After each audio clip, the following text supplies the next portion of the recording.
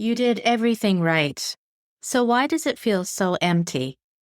Today, we'll talk about what that emptiness is actually trying to tell you. Welcome to the Midlife Reinvention Podcast, a podcast helping women in career and life transitions achieve clarity on their next steps so they can transform uncertainty into an energizing next chapter. I'm your host, Kavita Ahuja, and the founder of It's My Time Now Coaching. If you're wondering what's next in your career or life, you are in the right place. Through solo and guest episodes, you'll gain practical tips, tools, and inspiration to help you uncover blocks, gain confidence, and be, do, and have what you want. I rediscovered myself after the age of 50, and I know you can too. It's my time now to help you do just that. I'm so excited you're here. Let's dive in. In this episode, you'll discover 3 things. First, why doing everything right can still leave you feeling empty, and what that emptiness is actually trying to tell you. Second, the 4 circles that lead you to your reason for being, and why the ikigai diagram you have seen online, the one with a paycheck in it, may not be the complete picture.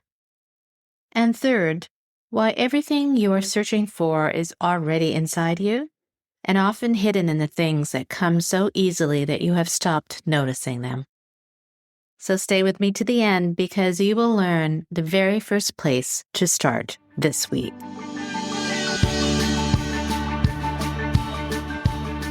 Hello and welcome back to the Midlife Reinvention Podcast. It's your coach, Kavita.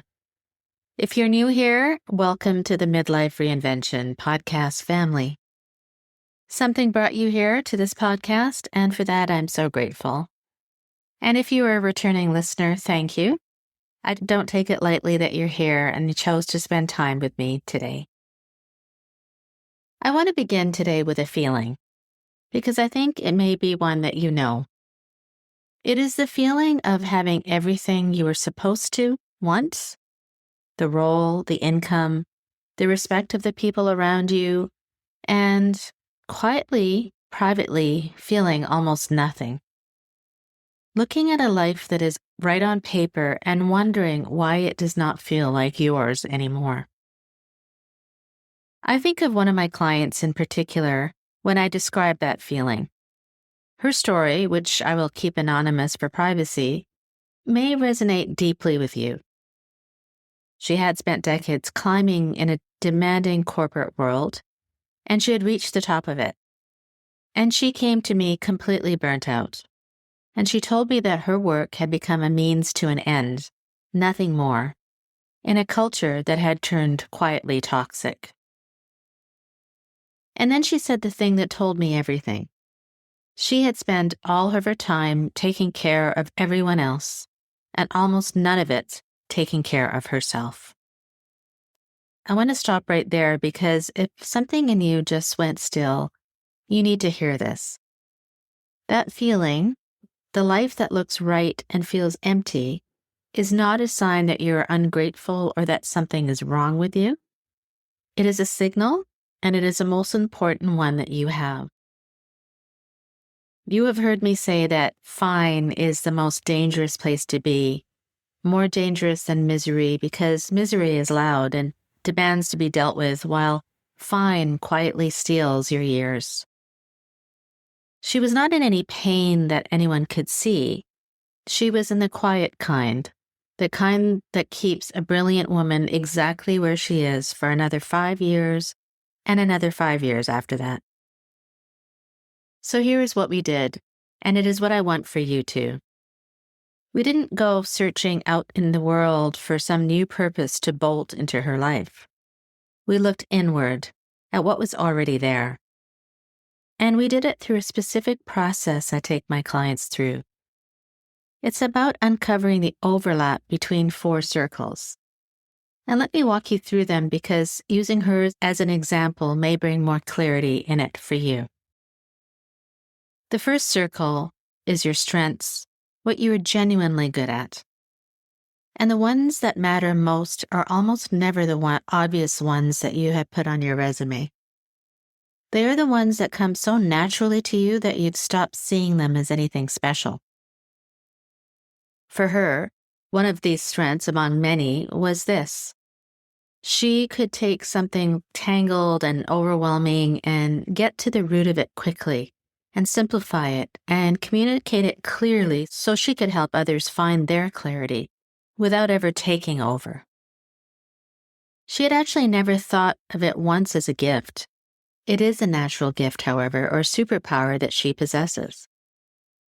I want you to catch that because the talents that we wave away as, oh, that is nothing, anyone can do it, is so often the very one to build on.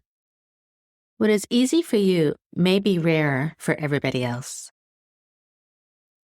The second circle is your passions, what you love, and this is the one we bury the deepest, often under decades of being sensible. For her, among many of her passions, was this one. Underneath the executive was a woman who came alive at a blank page, at sketching, at reimagining a space and making it beautiful, and at design.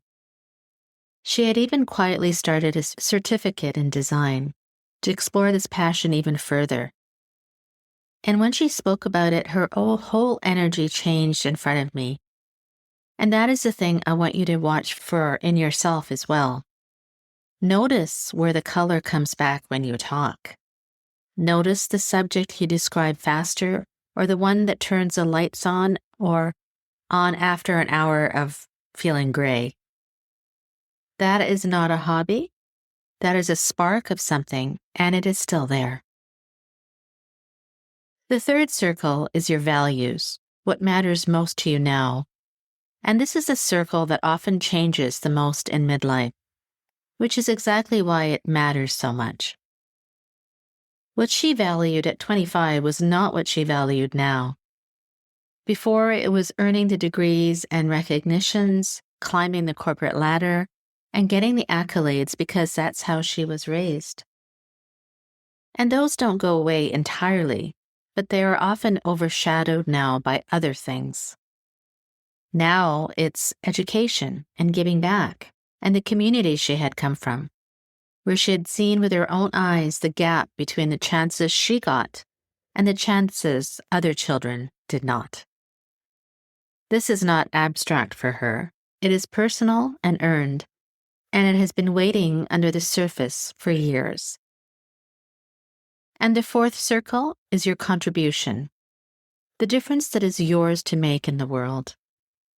It doesn't have to be grand or someone else's idea of importance, but it has to just be important to you. For her, it was taking her business and her analytical mind and her design gift and her heart for education and bringing them back to the kind of small community she grew up in. To build something there. To make her mark in a completely different way than she had been, not through a title, but through impact. And when we landed on this overlap, it was like the sparks flew and she knew deep in her heart that she had to do this. It wasn't even a question. Now we are working on how to bring this spark and light it into the world. So, to reiterate, the 4 circles we worked on, very methodically in fact, are these: your strengths, your passions, your values, and your contribution. Now, here is where I need to show you something because you may have noticed that these 4 circles are not quite the ones you may have seen. You have almost certainly come across the ikigai diagram online. 4 circles. And the one difference here is that what you can be paid for circle has been replaced by your values. And here's why.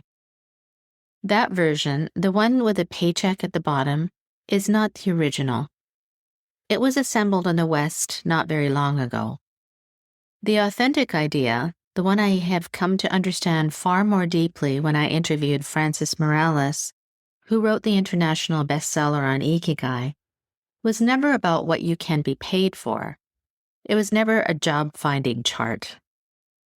So, in the way I teach it, we take that paycheck out of the center and put your values in its place. And hear me clearly, because this is where women get the wrong idea.